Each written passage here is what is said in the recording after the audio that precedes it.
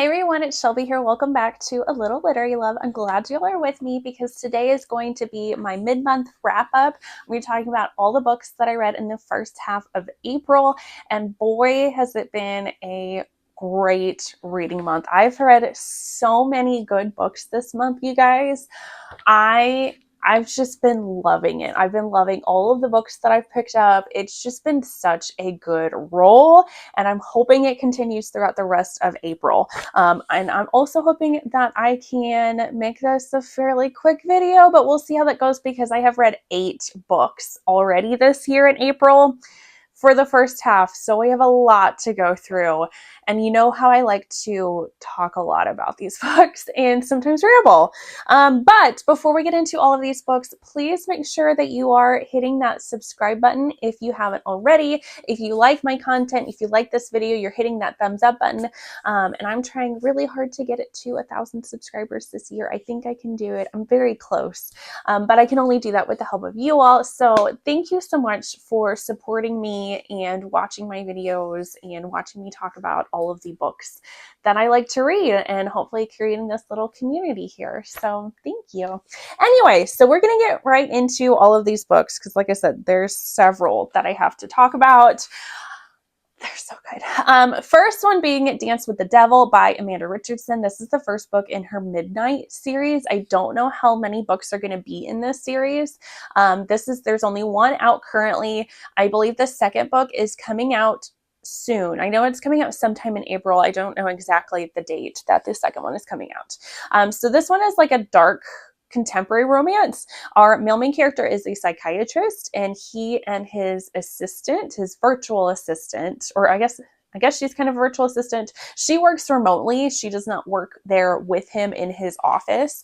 So the only time that they've actually met, this is like their first time meeting in person. Otherwise, they always communicate either via emails or phone calls or video calls with each other. Anyway, they're going on a work trip together. He is obsessed with her. She also has the hots for him, but she's not going to do anything about it because she doesn't want to jeopardize her very, very well-paying job. And then you kind of you find out that he is very obsessive and over the top, and it's just a very fun time in this one. It's a little unhinged in this one. Definitely. We definitely have a morally gray male character. But I ended up giving this one 4 stars. I blew through this book. I enjoyed it so much. I couldn't put it down. I had so much fun reading this one. It was very hot. The sexual chemistry between these 2 characters was through the roof. There's also a lot of kinky sexually stuff in this book. So our male main character, like I said, he's a psychiatrist and he specializes in like sleep disorders. I'm assuming particularly because he suffers from a sleep disorder. He suffers from sexsomnia, which is basically like sleepwalking, but when he sleepwalks, he wants to have sex. So there's also forced proximity in there because they end up having to share a suite together because all of the rest of the rooms in the hotel have been booked up for the weekend or the week or however long they are staying there for this work trip. And so he ends up engaging in sexual times with her while he is sleeping. So there's definitely some dubious consent. And then they also engage in somnophilia, which is where you like to have sex with somebody when they're sleeping. So lots of fun stuff in this one. There are some trigger warnings for our female main character. She did have a late stage miscarriage. So she has a lot of trauma and grief from that. There is also birth control manipulation here. So again, with the borderline consensual non-consent / dubious consent in here. But I, like I said, I really enjoyed this one. Then I read Home Ice by Olivia Lynn. This is the first book in the SLC Sting series. I tried to get this one done before the end of March for the trans rights readathon, and I just ended up not being able to finish this one. But so I did want to try to finish it because I was enjoying it wherever I got to in March, which was not very far. But this one is a contemporary romance. This is a hockey romance. Our female main character, she takes a job as an athletic trainer for the Salt Lake City hockey team. She's moved back. She grew up in Salt Lake City, but she has moved back to her hometown after leaving. For the death of her father, and she promised her father that she would live in her childhood home for at least a year. So she's dealing with a lot of grief there, and she ends up meeting one of her neighbors who just so happens to be the goalie for the hockey team that she's working for. He is immediately infatuated with her, thinks she's gorgeous, wants to date her, and keeps trying to ask her out on dates, but she does not want to go out with him. Number one, because she doesn't want it to ruin her job, having a like fraternization between a player and, you know, a worker. She just doesn't want to get in trouble with that. And two, she is trans, and she has had some not great experiences in the past with a past boyfriend who did not treat her very well, because she is trans, and just a lot of the negativity and bullying and misogyny and bigotry that she gets for being a trans person. So she's very wary about going on a date with this person, and she does finally make it known to him that she is trans, and he immediately is like, I don't care about that. I am interested in you. I think you're beautiful. I want to have a relationship with you. So I end up giving this one 4 stars. I did really enjoy this one. It is very slow. I honestly felt like maybe like 50 to 100 pages of this book could have been cut because of how slow it was. Definitely slow burn in this one, which that part of it I did not mind, because I feel like that helped the characters trust one another, especially our female main character, helped her to trust him, and helped her be able to like open up to him. I really enjoyed his character as well. I thought he was such a cinnamon roll. He was very sweet to her, and he was so supportive of her, and I honestly loved that. It was very cute. So there's, like I said, there's definitely trigger warnings for transphobia and death of a parent in this one. So there's a little bit of that hurt comfort thing going on as well. But this is super cute. Steam on this is really low as well. But I'm seeing how I'm feeling about it. But because there is a second book of this series already out, I might move on to that one because this one is really cute. Then I read Hidden Truths by Neva Altaj. This is the third book of the Perfectly Imperfect series. This is another dark romance series. This one I picked up because I'm working on it. It's not going the greatest, but I'm trying to finish up series that I have already started. So again, this is the third book of the series. This is a series of interconnected standalones in this like mafia world.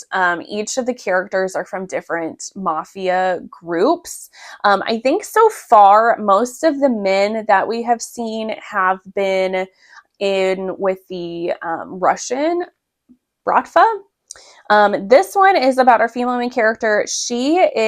Her father is head of like the Mexican cartel or one of the factions in Mexico, and she is escaping an arranged marriage to the man who killed her father. So her father got usurped, whatever that word is, by this guy, killed him, and now he's wanting to marry our female character, and she is afraid for her life with this man. So she escapes, and she ends up getting into the hands of our male main character, he's kind of like the enforcer almost of the Bratva. They say that he is crazy. He was in this like very elite faction of the Russian military, like a secret ops kind of faction. And so he has a lot of like PTSD from that. And when he is like touched, like when he has things like remind him of it, he kind of goes into this almost like catatonic state. But if somebody ends up like touching him when that happens, he goes berserk, and he ends up trashing things.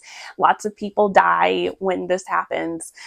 So they're very worried about him finding her, and he wants to keep her. So there's a little bit of like a captor-captive going on as well.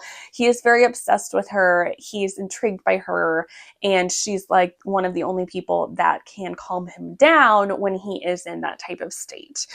This one I ended up giving 3 stars. I was kind of disappointed in this one. I really liked the first 2 books of this series more. This one, it just kind of left me wanting more. I feel like it lacked a lot of depth. We didn't get a ton of information about our 2 main characters. And I feel like it didn't really necessarily develop their love story as well as I would have hoped.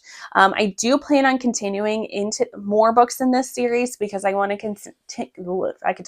I want to continue to see what other characters we get introduced to and where all this series ends up going to. But this one was not my favorite from the series. Then I read Not All Himbos Wear Capes by C. Rochelle. This is the first book of her Villainous Things series. This is I'm going to consider this like a paranormal romance series. This is about superheroes like that you see in the comic books and in the TV shows. So Xander and Butch, they are enemies. Butch is Captain Masculine. So he is a superhero, and his enemy is Dr. Antihero, who is Xander, and he is a supervillain. They both Butch comes from a superhero family, whereas Xander comes from a supervillain family. They end up deciding to try to hook up and date on this dating site, and they match with each other. So in this world, nobody really knows, like they have masks and ways of hiding their identities when they're in their super suits. So neither one of them knows who each other is in their normie form, and they immediately hit it off. They're obsessed with each other. They think each other is so hot. It starts to become a thing where they can barely stand to be away from one another. They are falling for each other so hard. But like I said, neither one of them knows who each other actually is. And they keep getting, like, Butch keeps getting assignments of supervillains he has to defeat. And then he keeps having run-ins with Dr. Antihero. And there's a whole bunch of other things going on there. So it's honestly, I ended up rating this 4.5 stars. And I'm leaving it 4.5 to give myself some time to decide if I want to bump it up to 5 stars. I do plan on continuing with this series. This, honestly, I was kind of surprised by how much I enjoyed this. The author's writing style is almost satirical in nature. It is very funny. It is very like almost making fun of herself while she is writing this. So it is very comedic.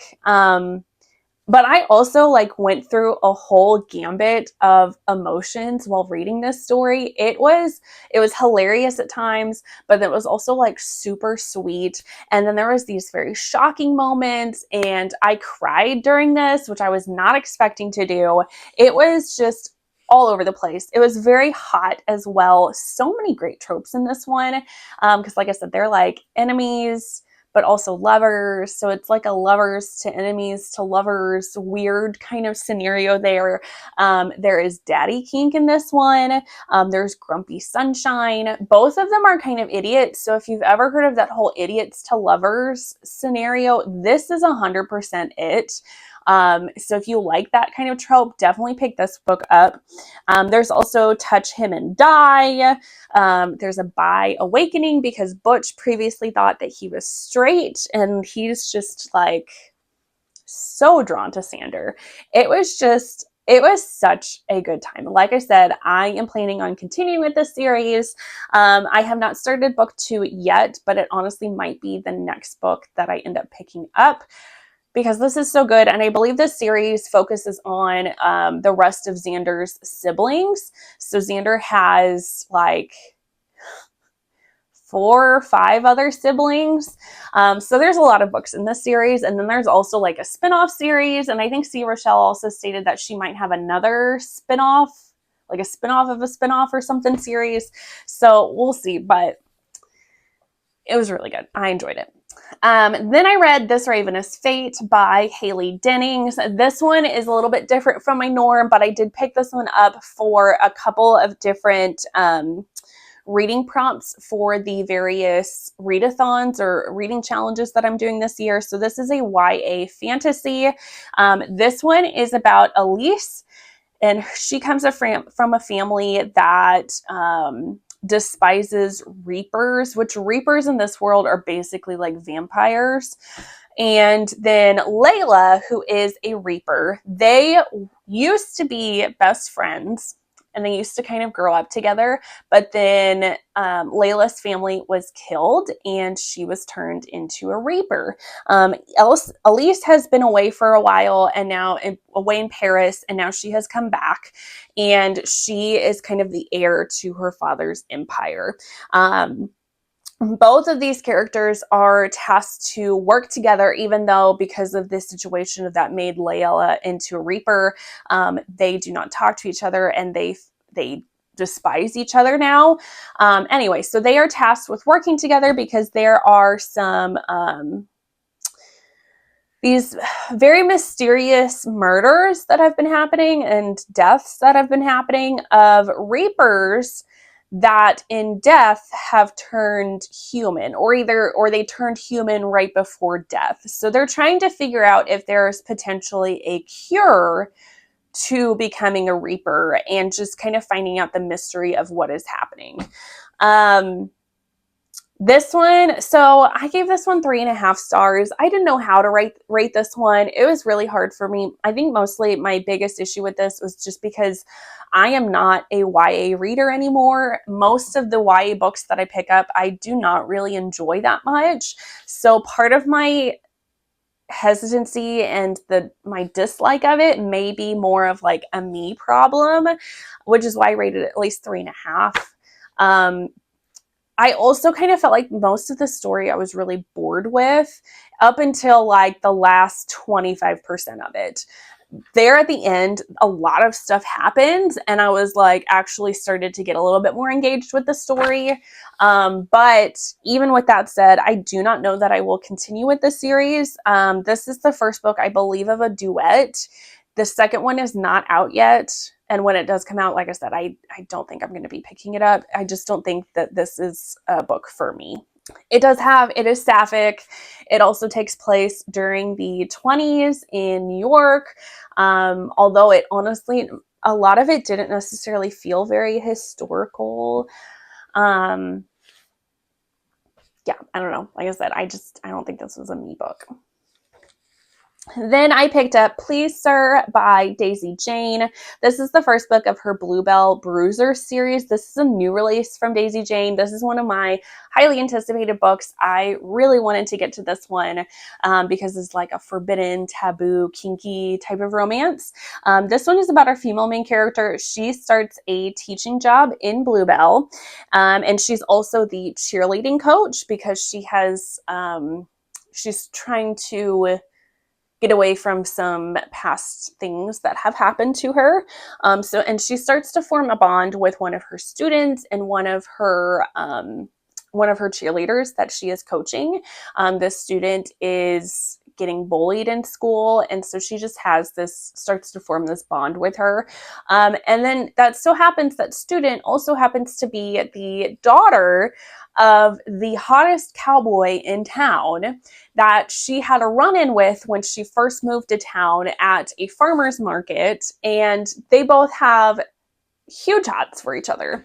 They're very attracted to each other, and when they find out who each other is, they're like, oh, can we do this? Because his daughter has such a good bond with her, and she doesn't want to betray his daughter's trust. But him and his daughter have a lot of things that they're going through right now. She is now a teenager and hates him and doesn't talk to him, and he feels like he can do nothing right with her. He has been dealing with the grief of losing his wife years ago, and he has not dated since then, but he feels that maybe now might be when he can, because he is so drawn to our female main character. So this one I ended up giving 4 stars overall. I debated giving this 3.5 stars, but I did feel like my overall enjoyment of this story was enough to push it up to a 4-star. This one was very hot.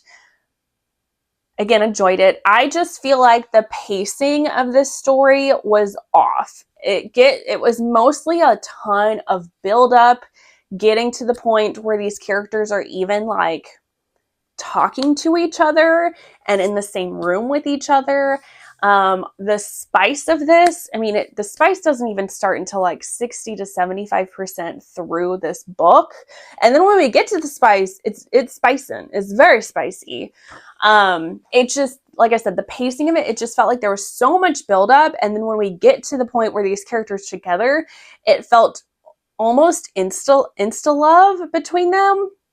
Whereas I feel like this book honestly would have been better had it been just a tad bit longer, so we could get to that like middle part of where they are talking with one another and exploring their desires together and learning each other, so that their love portion of the story felt more believable. Because at the end, it just kind of felt like things were resolved very quickly and very easily. It just felt a little off. But like I said, overall, I did really enjoy this one. I will probably be continuing with this series whenever Daisy Jane puts out the rest of the books, because I think this is going to end up being a 3-book series. I don't know when those other books are going to be coming out. Then I read Mixing Up Mayhem by Heather Nix. This is a paranormal sapphic romance. So this one is about Jackie. She is a human. She just got a great job as head pastry chef at this very prestigious restaurant. Things are going great for her, except then she finds out that her girlfriend that she was planning on proposing to cheated on her, and they break up. Wah, wah, wah.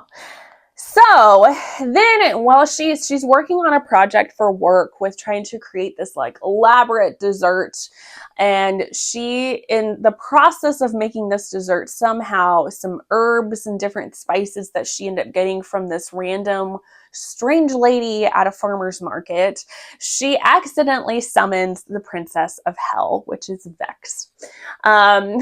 So Vex's father cannot open a portal to get Vex back to hell for at least a month, because if he tried, just because of like, I don't know, moon alignment and whatever. Because if he tries to open a portal now, he will probably end up killing all of Seattle, which is where this takes place. So Vex and Jackie have become reluctant and very strangely roommates, because Vex has nowhere to go. So Jackie offers to let her stay in her apartment and takes her around town, gives her shopping, makes sure she has clothes and that she can get around town all right, gets her a job, and they end up forming a romance because they are attracted to one another and they decide that they want to have sexy times together.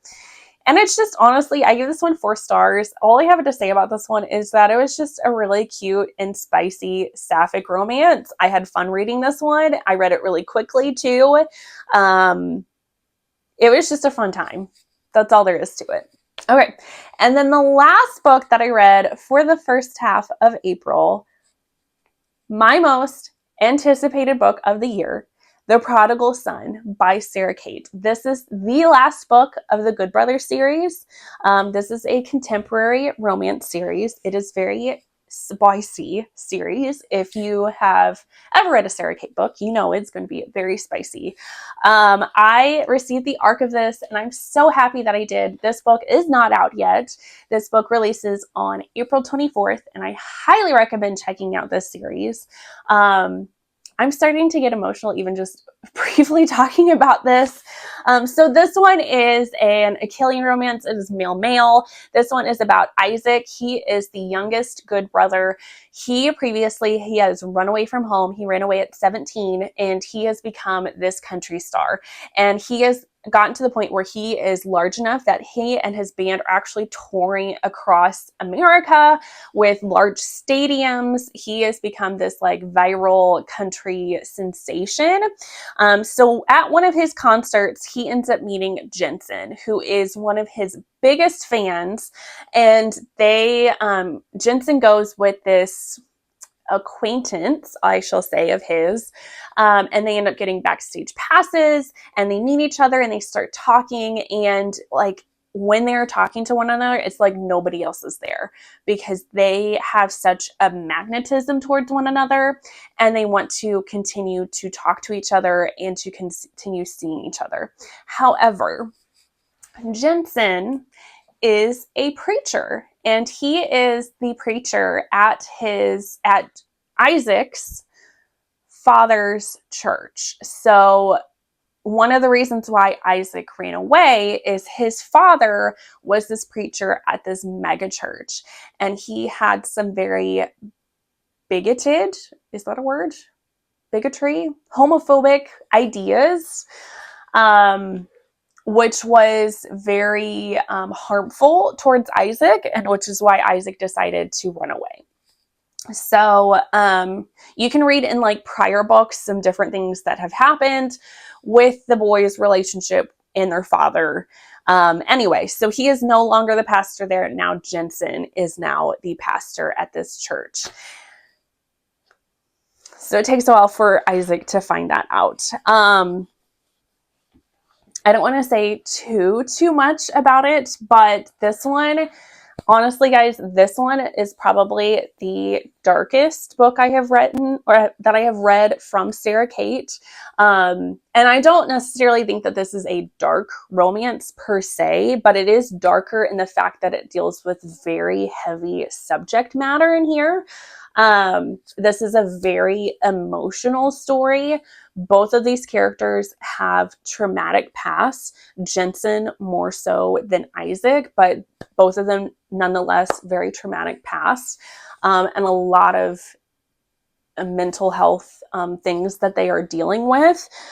There are very heavy triggers in this one. So all of these triggers are listed at the beginning of this book, but I do want you to be aware that there are triggers for, like I said, homophobia, parental abuse.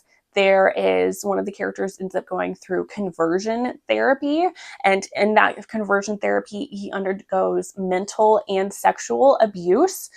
There is also an attempted suicide that takes place on page. So if that is not something, if any of those things are triggering to you, I definitely would recommend not picking this book up. Protect your own mental health. But if that's fine, if you don't have any problems with reading those types of subject matter, highly, highly recommend this one. This is honestly probably my favorite of the series, and it had such a good bookend to finish up and wrap the series up. It was, like I said, I'm starting to feel emotional just talking about it. It was so good. These characters go through so much in this story, but there's so much love and warmth in this story as well. I thought it was absolutely beautiful. I loved how it wrapped everything up, and I'm so sad that this is the last one of the story of the series, excuse me. This honestly is like my favorite series from Sara Cate. I think it's one of the best things that she has ever written. It is so good, and I want more from it. I know we are getting a spin-off series of the Salacious Players Club, and I'm really hoping that some of the characters from this series either plays a part in the spin-off series, or that maybe this series gets a spin-off, because I just want more of these characters. It's definitely like, these are ones that I will I'm going to continue to take with me, they're not ones that I'm going to be able to forget. Like, it's just, it's so, so good. It's so good. Okay, so I'm going to stop rambling here. I'm going to end this video now because I have been talking for now like almost 30 minutes here.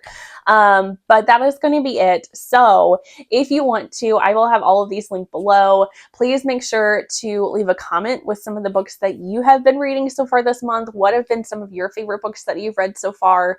I love hearing from you all. Again, thumbs up, subscribe if you haven't already. You'll see some things here about subscribing to my channel and checking out another video from me. But otherwise, that is going to be it. And I will see you all in the next one.